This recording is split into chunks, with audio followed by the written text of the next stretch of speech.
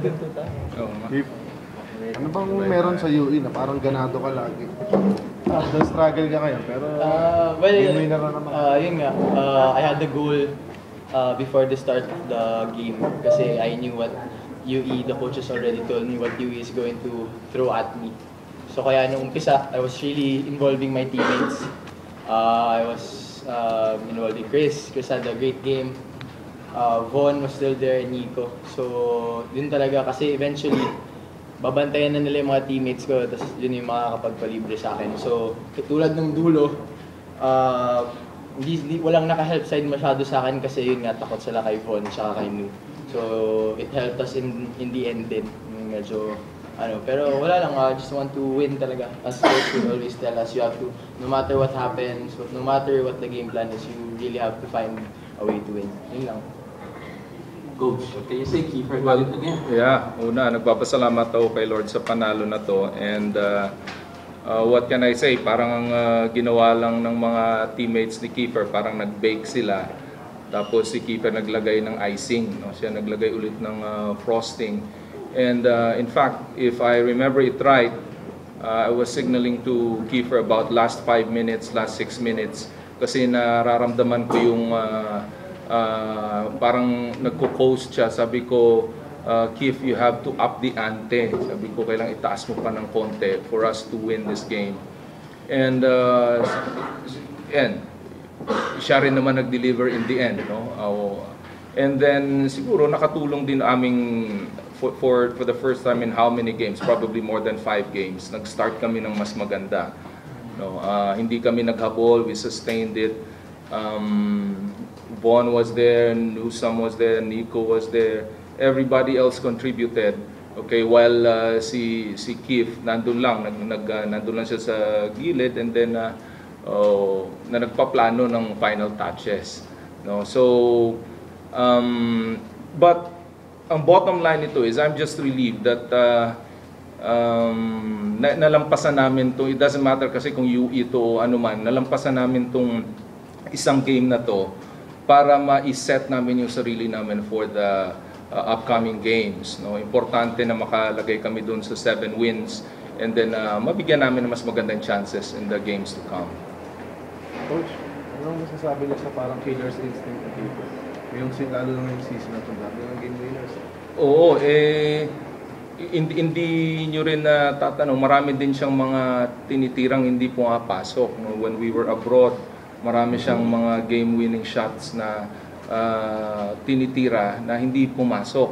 Pero yun ang gusto ko. No? He has to learn from those and no matter what happens, he will take it because he takes it upon himself na talagang gagawin niya. No? And he believes that he can do it whether he misses about 99%.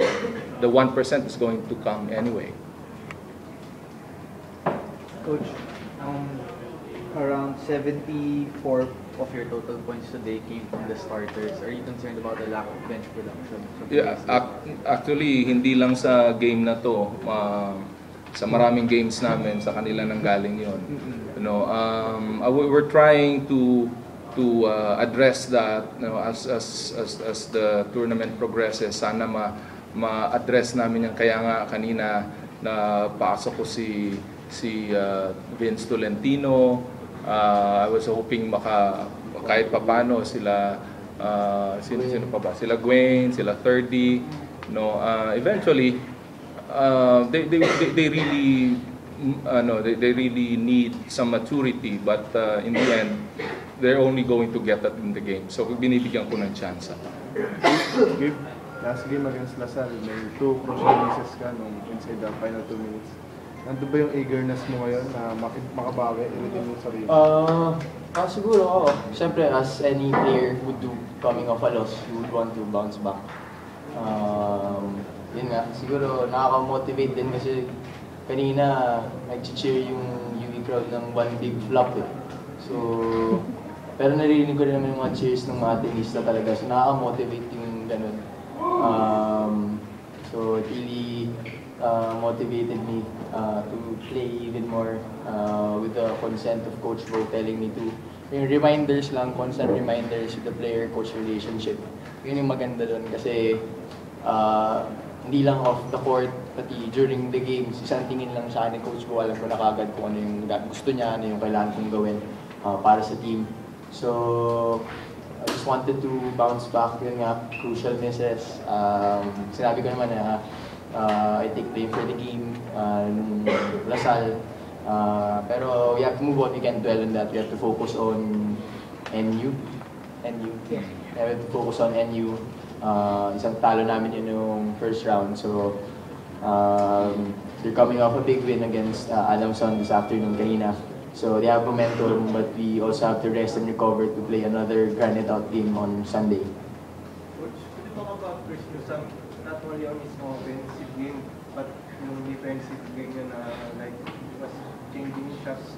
Yeah, he really has that actually. He really has that capacity to defend the scores of the other teams, and kung wala man kaming mga bigger guys to get the rebounds, he gets the rebounds for us, and but the bonus is also scoring for us. So napakalaking tulong niya sa team namin. In fact, one of the major reasons, aside from Kiefer delivering for us in the end most of the time, it's the stability of Chris Newsome that's really helping us out. Yung itong mga past few games, yung shooting also ni Von, and yung leadership ni Nico.